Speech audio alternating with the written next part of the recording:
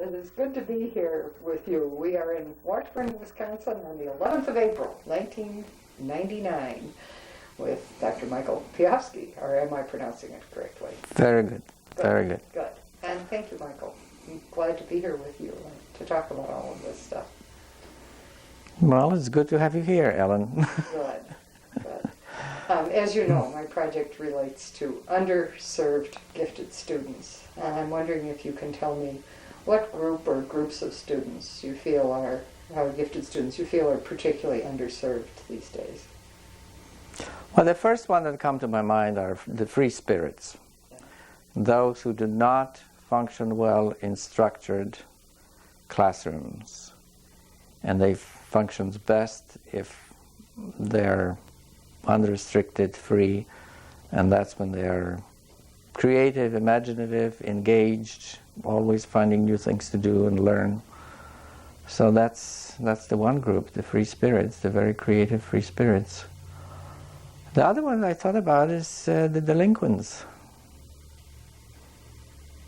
Because as we know from many studies, and Ken Seeley's especially, there's a very high proportion of gifted youth in prisons, in homes for juvenile delinquents. So they certainly are not served very well. They're not served at all. People look at them as problem children. Yeah, well, they weren't served well before they took the path of discharging their intelligence and energy in unacceptable ways. Mm-hmm. I know a number of people who suggested that I come talk to you also mentioned to me spiritually gifted students. Is this a category you would add to the other two, or? I don't know whether it's a category to be added to, because spiritual life is for the most part very hidden. Mm-hmm. And people talk about experiences often years and years later in their life where they had as children. I think the principle here that applies is the same everywhere. When a child talks about an unusual experience, the best and the only right thing we can do is to listen and appreciate it. But as it happens, as children are told that this is either wrong, or people get scared that it's too unusual, that it's weird, or they're accused of lies. I mean, that's very common, that people who don't know anything about it, or to whom it is occult or something like that,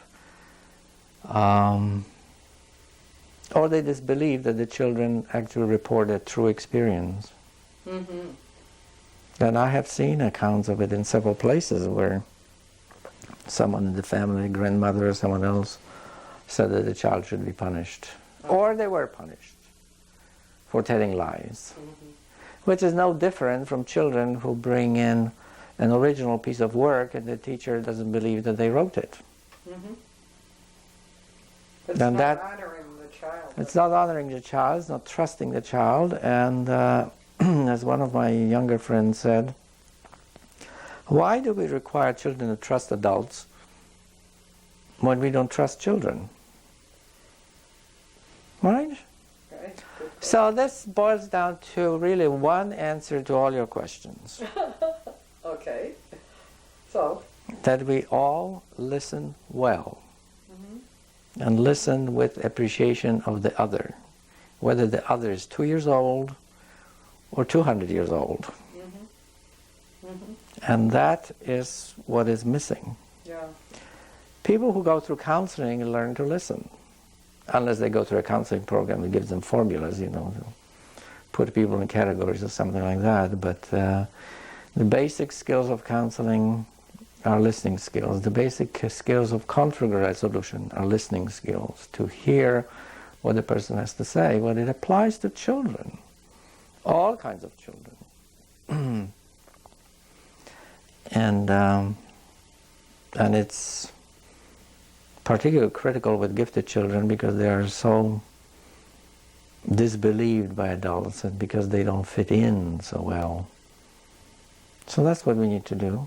Mm-hmm. And that's it. Talk to me a little bit about gifted kids, and particularly the ones that you've expressed concern about, the free spirits and the delinquent kids, the kids at risk, the spiritually gifted kids, kids that don't fit in. Well, the free spirits, school sometimes can be so hard for them that they come home and get sick and vomit and have all kinds of horrible somatic reactions. And you know, when we push them back into the classroom, they then come across as abnormal. Mm-hmm.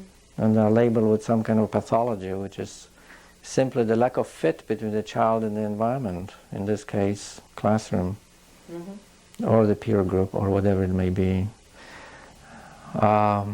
We know of many gifted children who are in families that don't understand them, or the families are dysfunctional, so they don't get any support.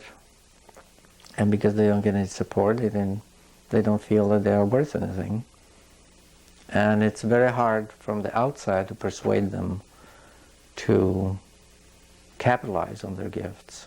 Mm-hmm. Because 90% of them don't have the resilience.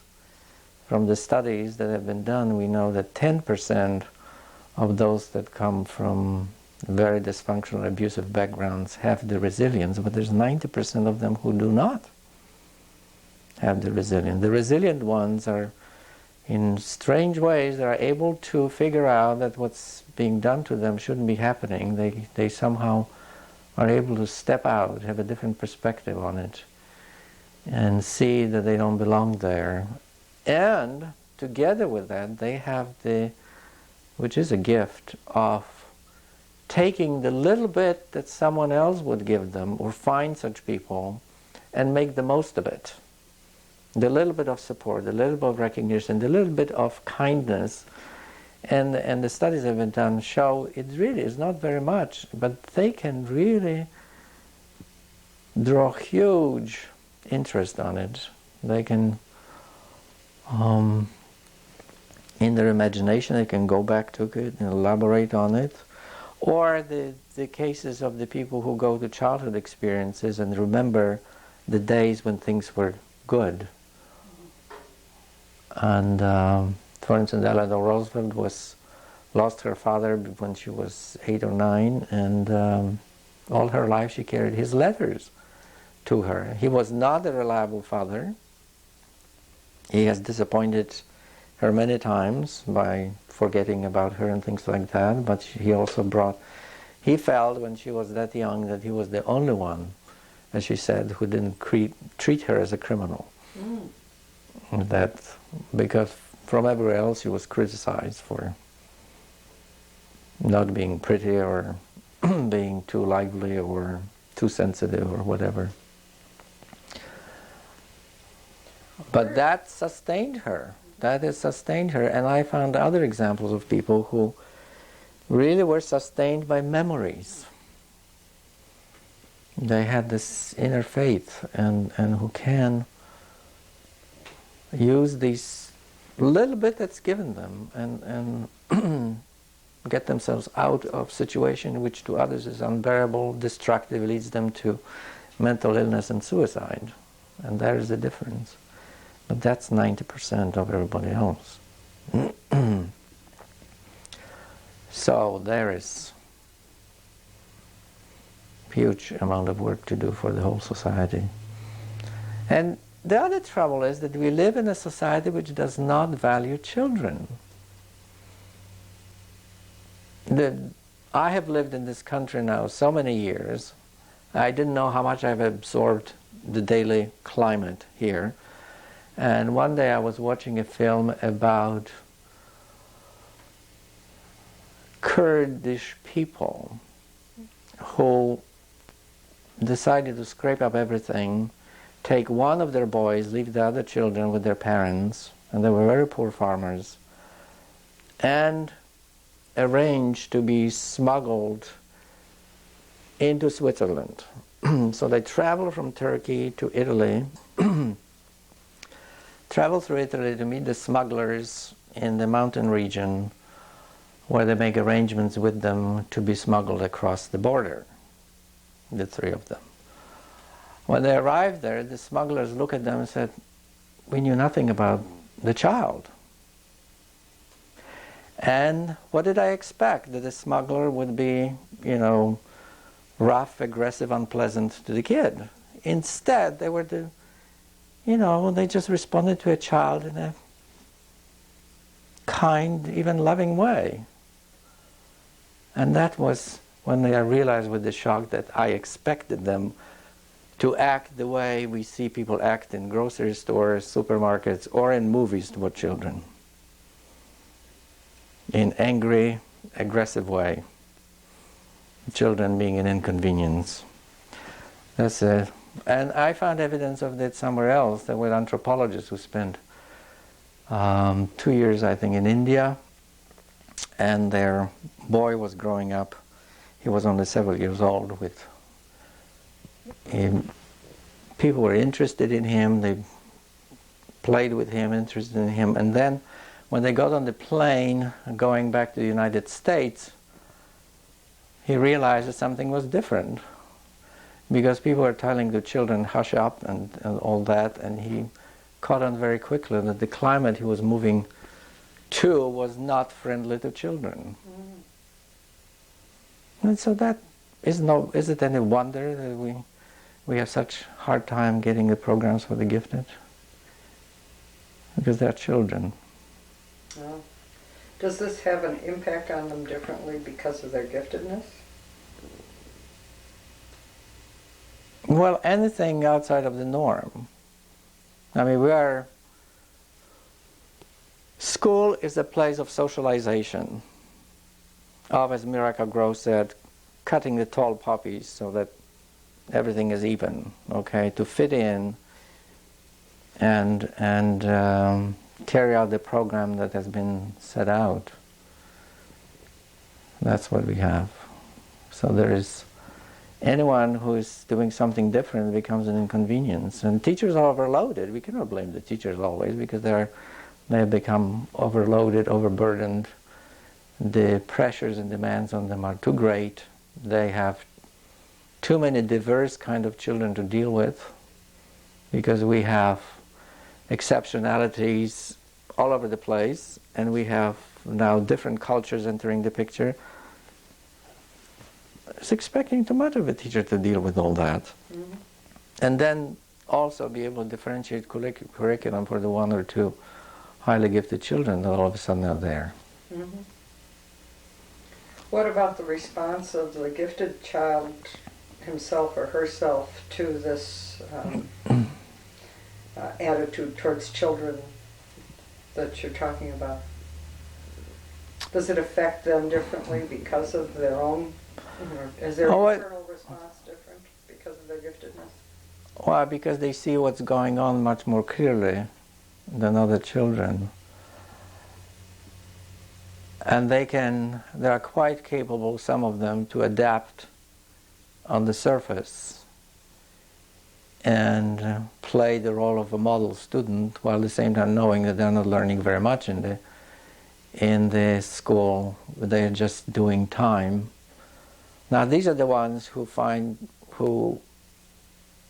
ways to adapt, but then that conflict has to be handled somewhere else. So either they become difficult at home, or they spend time playing Nintendo games all the time, which engages their energy, or something else is happening that they have to unload, okay, because they are really serving time every day. So that is one thing that happens. Now the other ones are so offended by having to work below level that they refuse to hand in work, and they rebel. Which is pretty good, because there's still a lot of life and energy in them to rebel, but it's trouble for everyone. It's trouble for parents, trouble for school, and so on. And then the others get depressed. And they become ungifted. Well, a lot of people don't think you can become ungifted. They think the gifted will always make it. So talk a little bit more about this becoming ungifted. Well,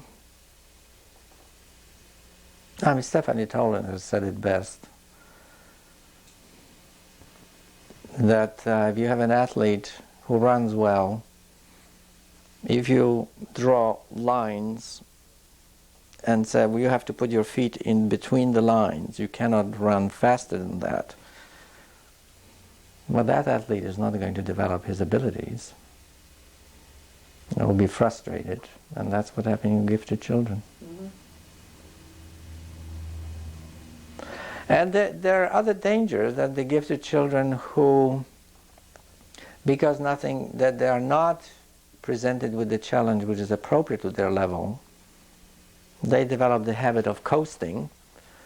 And then, because they're always the best, because it's so easy for them, then they're afraid to meet the challenge and would avoid it at any cost, because the fear of failure, all of a sudden being shown with something that they cannot do, is putting them in the position of their status is threatened, which is quite understandable because adults do the same thing. Mm-hmm. So, yeah, there are all kinds of risks. You mentioned resilience before, and I'd like to go back to that for just a minute. Where does the resilience come from that 10% has? What do you think? No one knows. Any theories? The only theories are that there is some magical endowment that the child is born with to be able to discern these things, and we would really have to go if we really want to understand things like that the same way as we try to understand the highly gifted. If we don't look at previous lives, we'll never understand it in the framework of one life that as we are working with. Mm-hmm. That's pretty clear. I mean, why should some child's nervous system take off so fast and develop so fast and mature so fast that they can start talking before year one in complete sentences? It cannot be just a biological phenomenon, although it looks like one, but we have a long way to go to understand these things. Are there some things that we can do to help children develop resilience? Well, that's an interesting question. Well, the studies of helplessness would say that the way we develop resilience is because we deal both with success and failures, so that we understand that not everything we do is easy. We have the challenges, and we understand that having challenges is proper.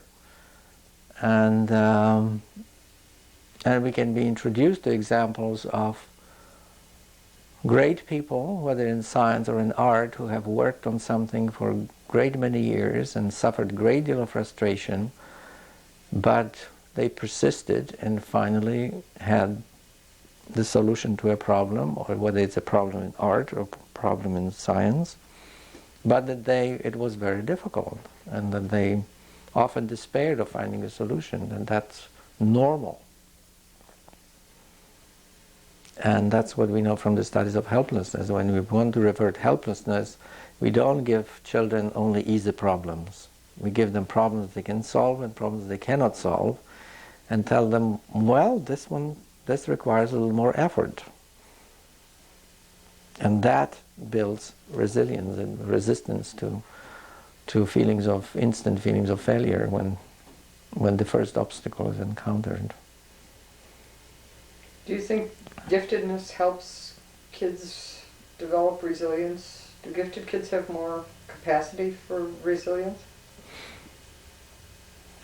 I think that we need to investigate that. I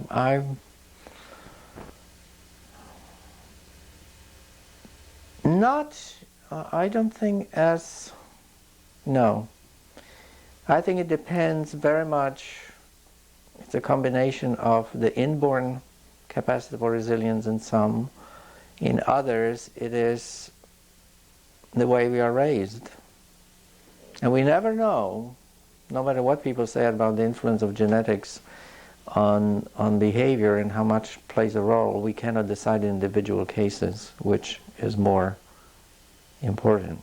We only know that there are cases where the most benign environment or supportive environment still was not able to give the kind of self-confidence to a child and a person. So then we can suspect there must be some heavy genetic load of interfering, messing up genes and things like that, where people are more prone to depression. In fact, there were data showing that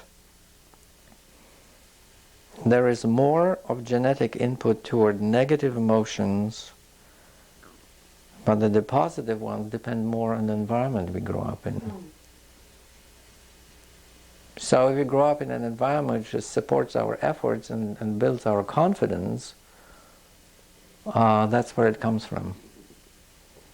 I mean, besides, giftedness is such a spectrum and complex of all kinds of gifts and combinations that it's impossible to decide for the gifted whether by themselves they have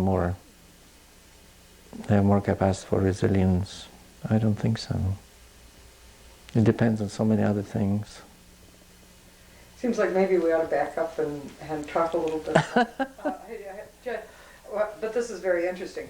Talk a little bit about how you would define giftedness, how you would describe gifted children in general, since we're already talking about the many faces of giftedness.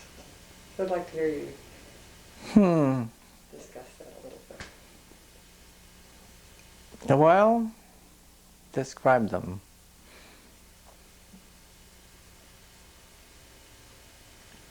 Well, there is a stronger life force in them. There's more intensity, more vitality, greater depth of feeling, and the differences are not qualitative, not quantitative, they are qualitative. Because the combination of it makes for a difference, qualitative difference. We just don't have a continuum from a little bit more and a little bit more, and then we get into the gifted range. The differences are very distinct. And so it has to do with, it has to do with so many things. With the interest level, curiosity about things. Even, in many cases, ability to withstand pressures from the environment. Although many gifted kids are extremely vulnerable to the pressures of adolescence that Mary Pfeiffer has described so well, that even the best prepared, it turns out, can succumb to that tremendous pressures in the transitions to feel that we are worth something only if we are attractive to others in one way or another, whether socially or aesthetically or in some other way,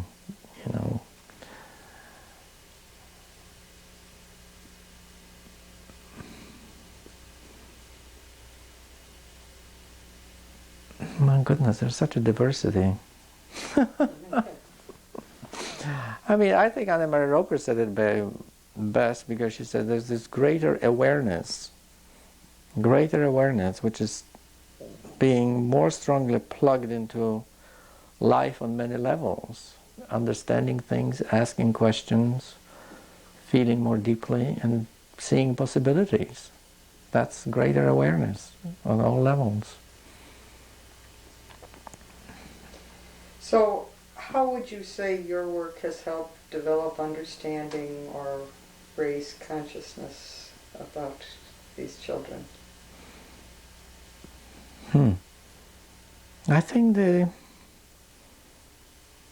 way is to recognize the different forms of energy, what Dombrowski called overexcitabilities.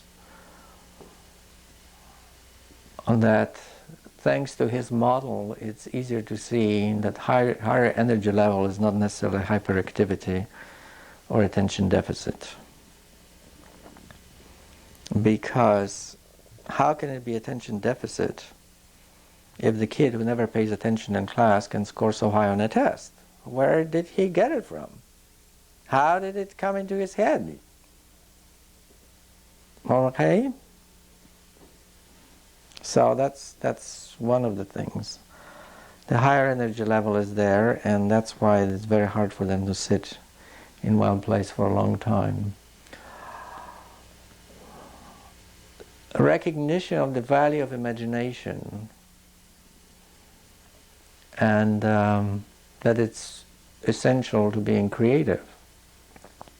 Now we know from study of creative people imagination is important, but do we value imagination in children?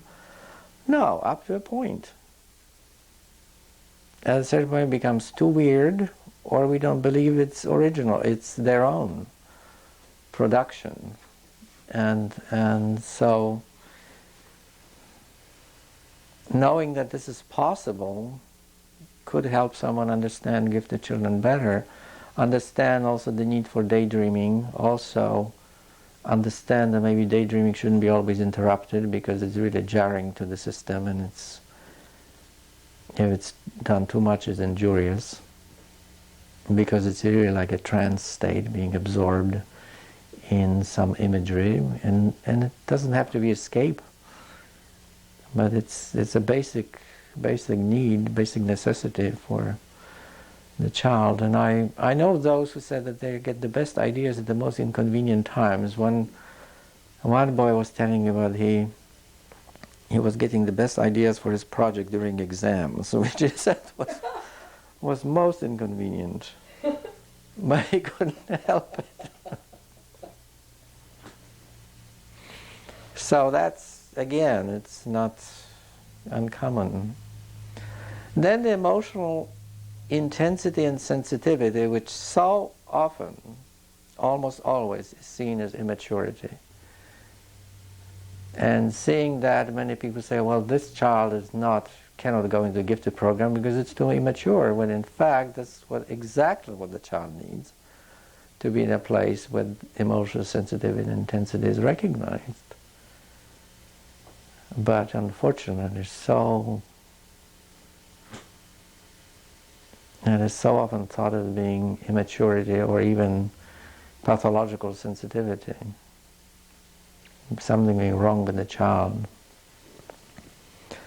We have not yet been systematically looking at the match between the child and the environment, the setting, the context. We take it for granted that the context is okay and proper, which it often isn't. And that comes so often with the students I had in teacher education, that whenever we came up on a situation when it is to be decided that there's a conflict between a child and the teacher, should we allow the child to move to another class? And of course they're already so identified with the establishment that they say, no, the child should learn to fit into this class, instead of saying, well, it would be better for the child and the teacher to be with another, the classroom.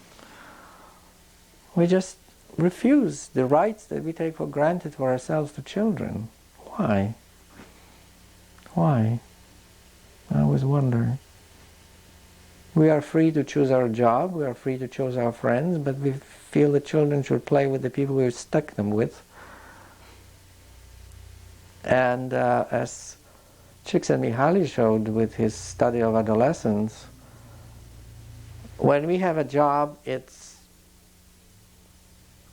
has certain continuity, it has certain cohesion and coherence in what we do, and yet we expect young people to shift their attention between different topics all the time. Whatever they got interested in, they have to drop into something else, and they have to shift their attention dozens of times during the day, and that's supposed to, it's eventually disequilibrating. So they cannot work at something and get fully engaged in something in their and their own pace and so on. We're just disrupting the whole balance, psychophysical balance of children and young people. And that's, we're only talking about the classroom, we're not talking about the pressures of the peer groups and all that's going on there, which is even stronger. And that we as adults are not as much exposed to. So you might talk a little bit about that, because I think that is an important component, particularly for adolescents. Yeah, I mean, there was a recent report saying that there's no point of even middle school children, especially adolescents, in the first 2 or 3 hours of a school day. They're just not awake. So they're not learning anything. But for some reason, the teaching establishment feels that 7 a.m. is the proper time to start work, as all the conferences that are in education, the conference always start at 7 a.m. And so it's a tyranny of the minority of the early risers.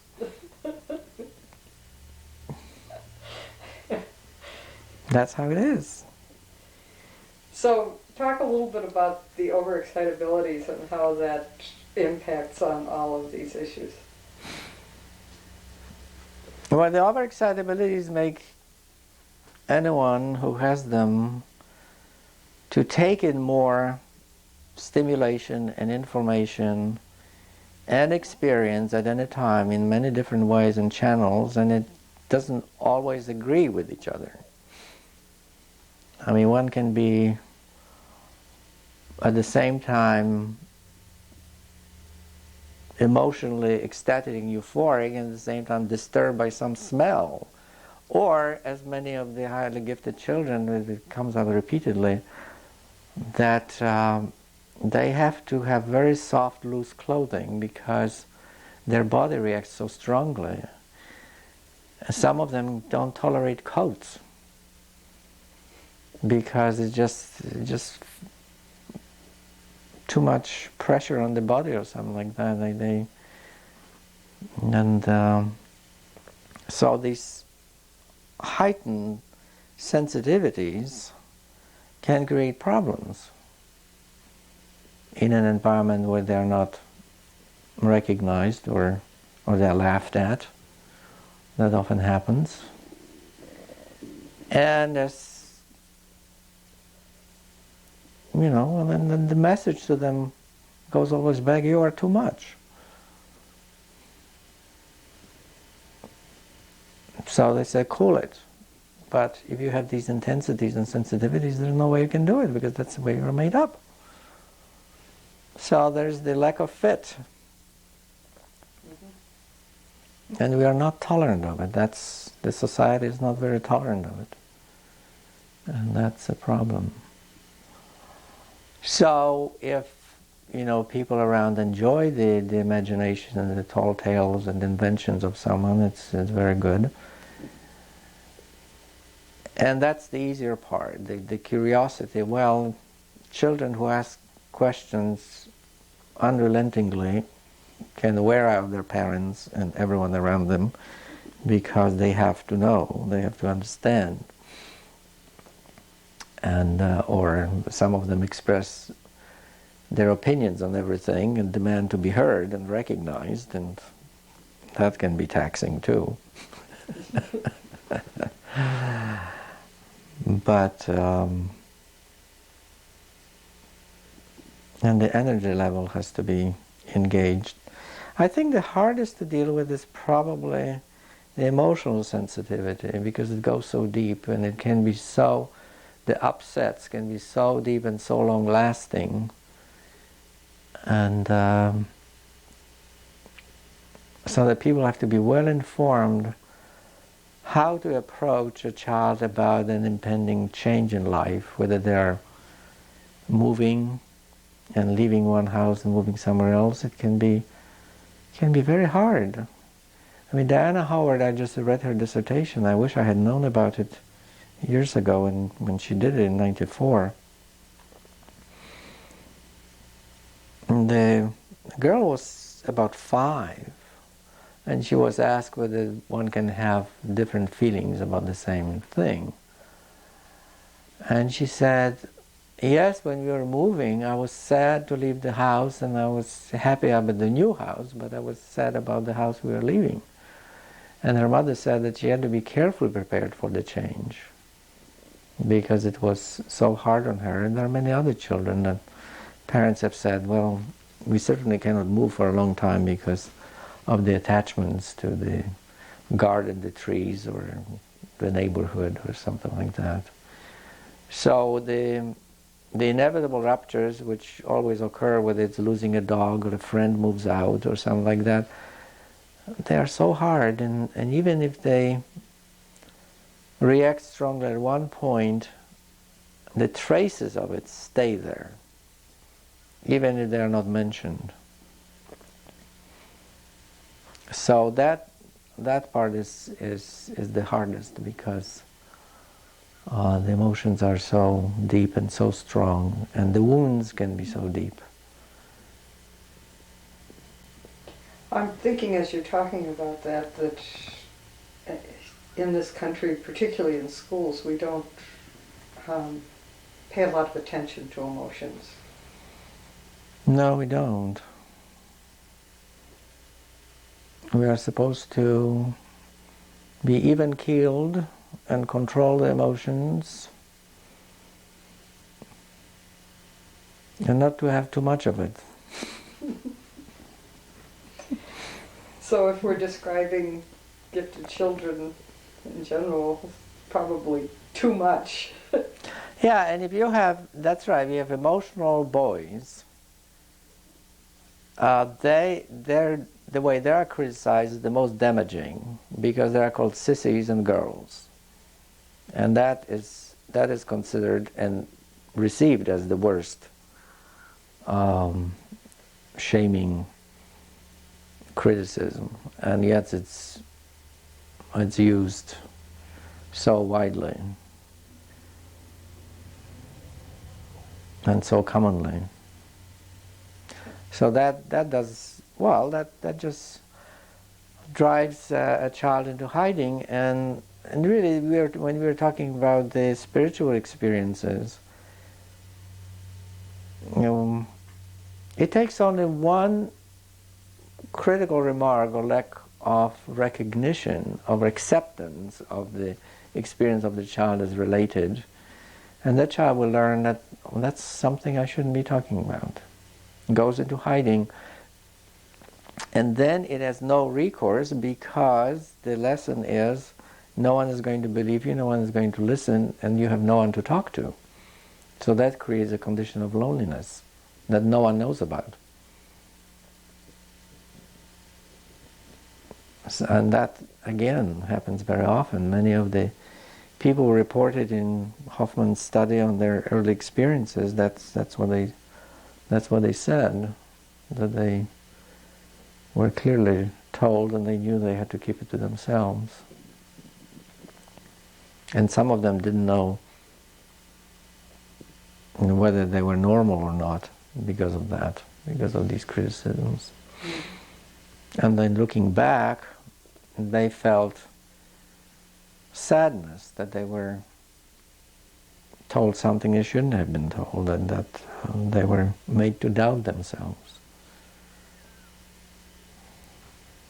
So if you were to create the ideal environment for a gifted child, particularly the kinds of kids we're talking about here, what would that look like? Well, that would look like well-informed adults. Well-informed, interested in the children, able to listen and respond to them appropriately, to trust the children, so that the child every time would feel that what they are saying is, when they say it in earnest, is taken seriously, because of course they joke and and like to play games and things like that. So that's different. But when they have, but that they can be open about their inner experience and what they feel and understand. Still blinking. Mm-hmm. Good. How did you happen to get interested in gifted children in general, and in particular in these free spirits and the highly gifted, spiritually gifted, the gifted kids who don't fit in? Well, I was first a scientist. And I was first studying plant science, in which I got a master's degree in Poland. Then I studied molecular biology. And when I got the degree in it, I spent several years doing research in molecular biology. And then when I realized that that's not where my future is, I went and studied counseling psychology. And it so happened that at the University of Wisconsin, when I went for my counseling graduate program, there was the laboratory for superior students, which was started by John Rotney and then was run by Sanborn and Perrone and Polvino later on. And so this was to serve the gifted kids as designated by schools. And so we did school visits. They came to the laboratory in Madison, and they were tested. They had visits on campus. And so that's how we got into contact with some gifted children, and some of whom are very exciting, interesting people. And that's when I started the study. I just was naturally drawn to them. They were interesting to me. And so, since I was at that time already doing research with Dombrowski,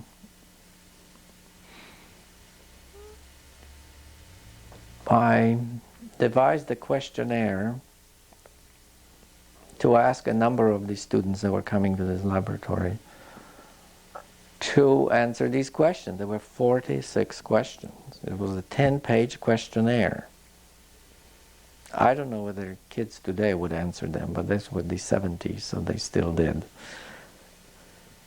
And I had them nominated by the people who worked with them, because there were several research assistants in the lab. And so by nomination, I got a better response. So I then had a pool of 30-some, I think it was 30-some questionnaires with very interesting material that I have used, and then that was the first report on it was in the 1979 New Voices in Counseling the Gifted that Michelangelo and Ron Zafran put together. So that's how I entered the scene, with our excitabilities. Uh-huh. What were some of your findings at that time?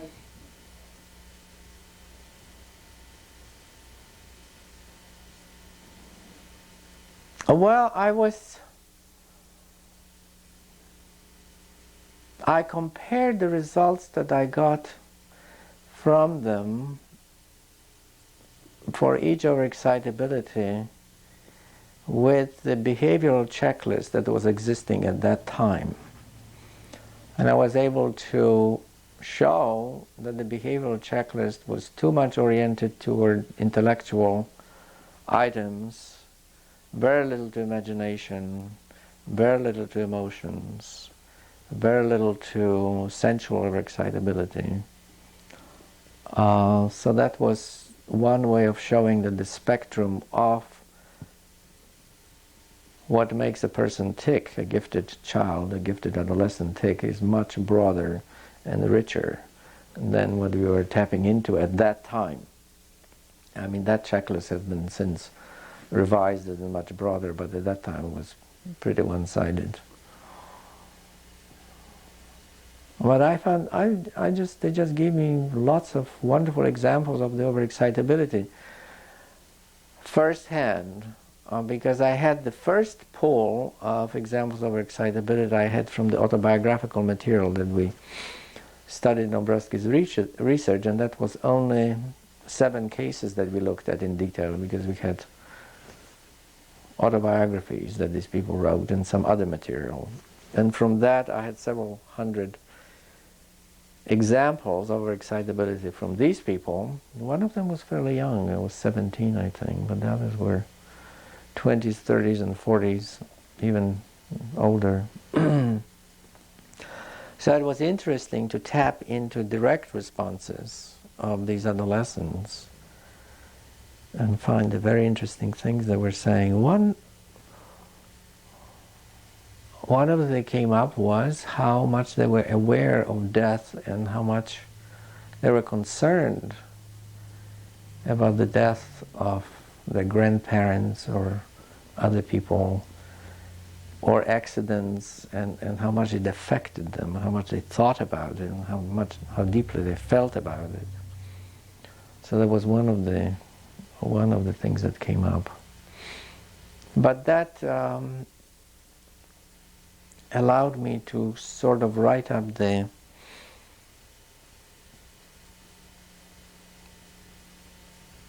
items for each overexcitability that became the table of manifestations and expressions. Mm-hmm. And so that table had been revised a little bit, but not too much. Mm-hmm. Most of the basic stuff was established at that time. And so since then, are there some things that you've really been thinking about that are very much on your mind right now in regard to this? Well, the thing since then was when I was introduced to Anna Marie concepts of emotional giftedness, thanks to Linda Silverman, when she reminded me of it. And so after a few years I had material that really illustrated what she talked about and gave only one example of it. So it became a much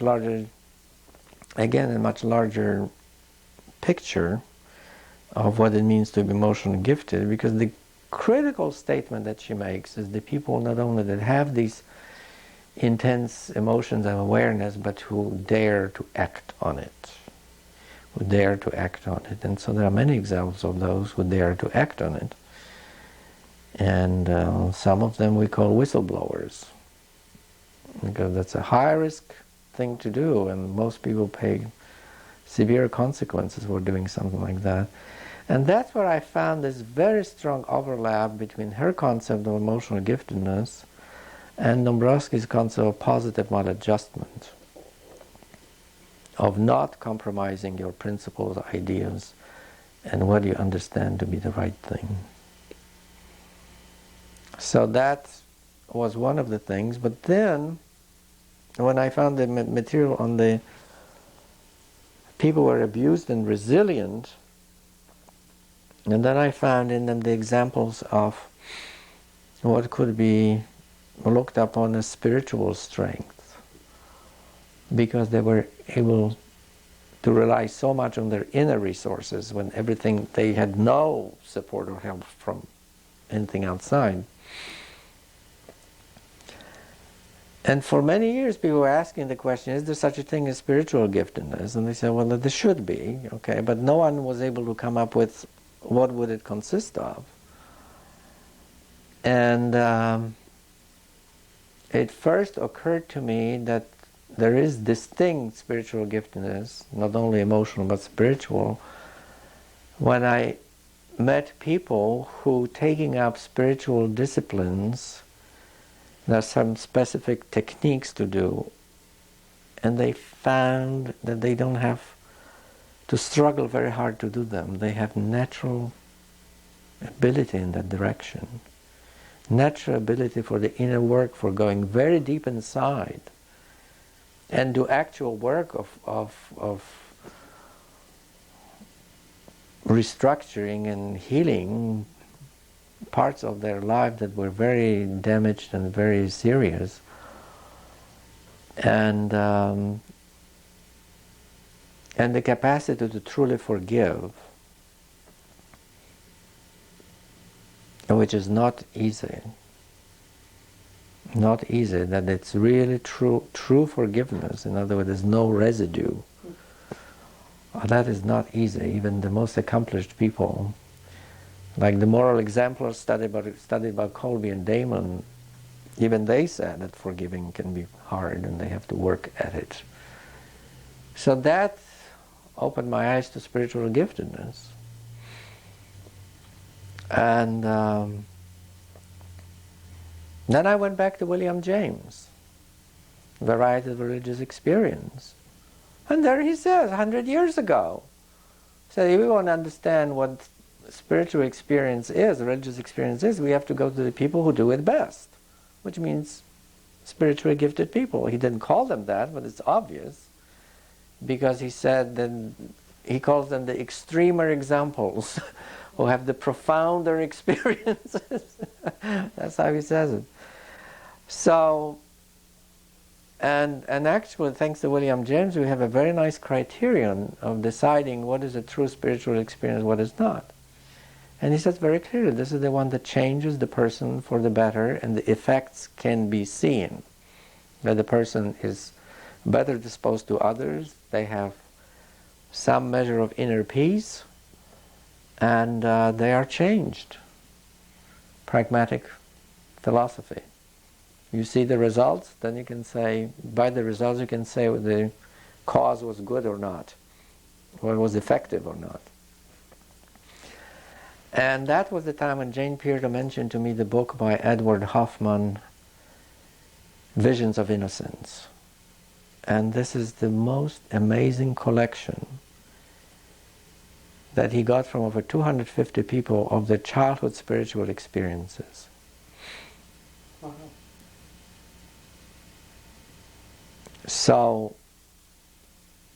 I was just amazed, because I was reading his examples and they were just incredible. Children 3 and 4 year old having experiences of oneness, of infinity, of going before the creation of the universe. Reporting later on that they were actually in touch with the emptiness from which everything comes, that everything is a potential in it. Children who, thinking about mathematical problem, had ecstatic experiences. All right? Those who were able to, there are a number of examples of experiencing the pulsating energy of the light that was permeating them, being healed by it, independent of religious denomination, independent of whether they were raised in a religious home or not, independent of what the adults told them was wrong. They knew that the adults were mistaken and deceiving themselves and deceiving the children.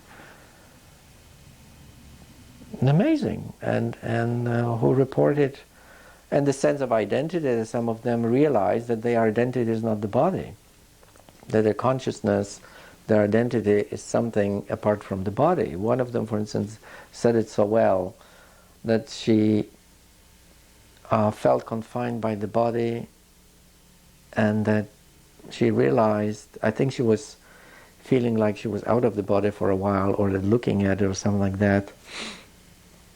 And then she said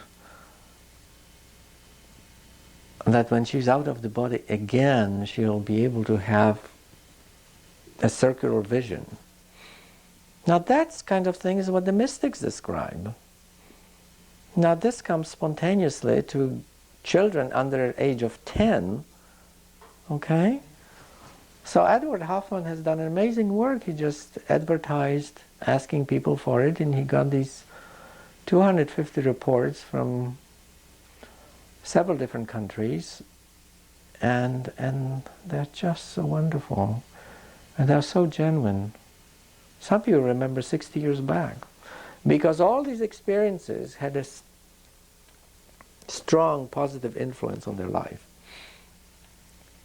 So they meet William James's criterion of positive effect.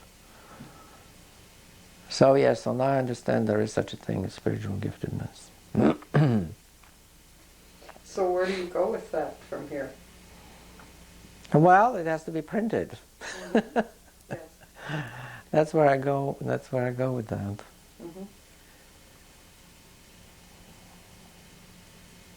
So, book? Part of. Part of. Yeah, I have to get the whole emotional development out. Mm-hmm.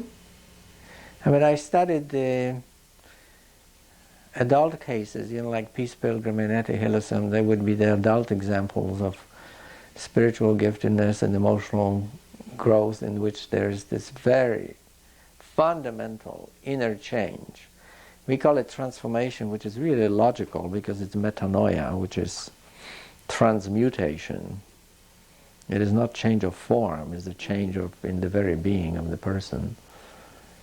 And so that gave very important illustration of the growth process, inner growth that Dombrowski was talking about in his theory. Mm-hmm. And so now we have a much better grasp of it thanks to these cases, and can understand it when we come across new cases and things like that. Is this always a singular kind of experience, or is it an evolutionary process for the individual? Well, it comes in all kinds of ways.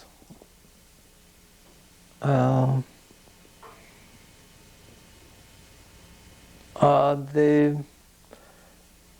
people who talked or wrote to Edward Hoffman, some of them, because of their experience, became spiritual seekers.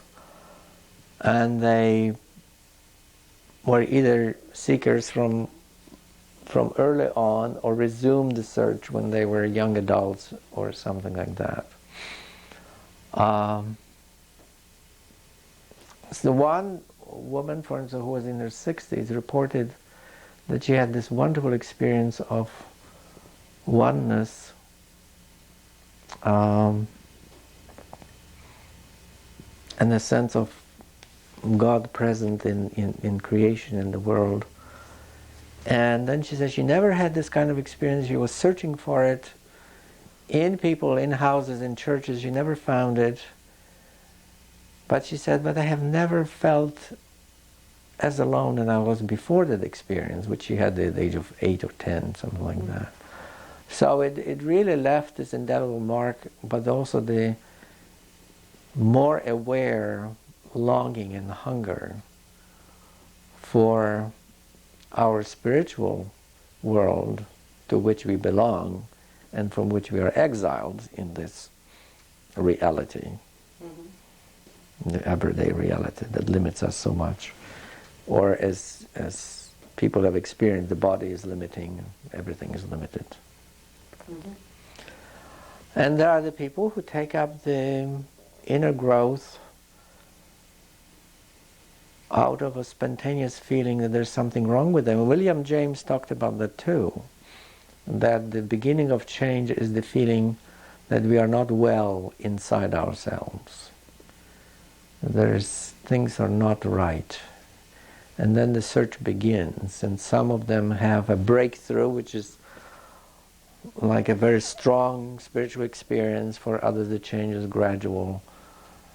But from that comes the motive, the push to look, to search, to try, and so on. And then the drama of the search begins. People have part of life which is spiritual, elevated, and then something happens and they become addicts and drinkers and whatnot and become like they have lost what they had. I mean, Dan Millman in his Peaceful Warrior describes that. He received very thorough spiritual training when he was a student at Berkeley, and then it seemed like he lost it all. Got married to the wrong woman, became very unhappy and depressed. He was depressed from the day of his wedding, and went on for many years, and later he picked up the thread again. That's the drama of our lives. Mm-hmm. And for those who can pick up the thread again, perhaps it's those seeds of resilience. Could be. I don't know. The mystery of it all. The mystery of it all. But since we are exiles, not all of us return to home country. And some of us do. Some of us manage that. Some of us are getting closer. Some of us have short visits. But that's the pattern. I mean, different patterns in different lives. And so are gifted kids who are aware that they're living in exile? Oh, that is fairly common. Feeling alien, feeling like being from another planet. Yes. Talk a little more about that. Yes, I've seen that too. You have seen that too. Well, what can I say about it? Is they have the awareness that they are here for some strange reason, but that's not where they belong. And some of them have this very early, before the age of 10, they have this experience that they belong somewhere else, that's not where they truly belong. Despite of the fact that they can experience things with great intensity and great joy, and so on and so forth, but once this awareness is there, and like everybody else, they look for their own kind. And Maslow said very well about self-actualizing people are looking for their own kind. Well, everyone is looking for his own kind. The people who go to taverns to drink, they are drinking with their own kind. And musicians, associated with musicians, is their own kind. And people who have spiritual hunger, or the spiritual bug, if you want to say it, and they look for for people, and some of them find, some of them don't find. I just had a letter from a friend who said she had very important, deep, intense spiritual experiences, but for a long time she hasn't found people with whom she could talk about it, because when she did, all of a sudden she found herself in the other person competing with her for who had better spiritual experience, or people not understanding and telling her she was crazy or something like that. So there is that risk, but there's always the looking for affirmation for your kind, because no matter what, we don't want to be alone and isolated. If we want to be special of one kind, we want to be with others who recognize that we are special. We cannot be special in a vacuum. It just doesn't work. We are not made that way. And if someone would affirm that, then we know there's something wrong with that person. But yes, that search is always there. And you wonder, why is it easier for some people to find their own kind and it's harder for others? Well, it also seems to have some very strong implications in an era where we tell kids that they have to learn to get along with everybody in the world, and so we're going to put them all in heterogeneous classrooms, and we're not going to have gifted programs. And we don't give them any example that we are getting along with everyone. they actually, the evidence is not there, and we are requiring them something which we find impossible. I mean, these kinds of contradictions are abundant. Now, there's just only one of them. It's only one of them. It's just so ridiculous. So, for the gifted kid who sees through things much more readily, yes. They're in an even worse predicament. Well, yeah, the predicament depends on the degree of confidence they have in themselves to be able to speak out their mind and not to be destroyed by critical remarks and things like that. But we just start criticizing so early that they hear it at the age of 4 or 5, and then they know they have to clam up, or they have to be careful or whatever. So, yeah. Well, doesn't the emotional sensitivity feed into that too? Extremely. Extremely. And they understand much better about what it takes to get along, and that's why they're shocked that people are not getting along with each other. People do not cooperate. People have war, fight with each other. Parents fight and get divorced, and they can understand why people cannot get along with each other, when it really takes a little bit of goodwill and foresight and listening to each other. Listening, always that. So what would you say are your most pressing concerns about these kids? I cannot say that they're the most pressing, because they've been pressing forever. They've been always there. The most pressing concern, goodness. Give them the room to breathe. That's, I would say, is. And our vigilance, many of them adapt by becoming good achievers. And that's how they often fool us, because we don't see what's going on inside. That they may be achieving, but they know they are doing that to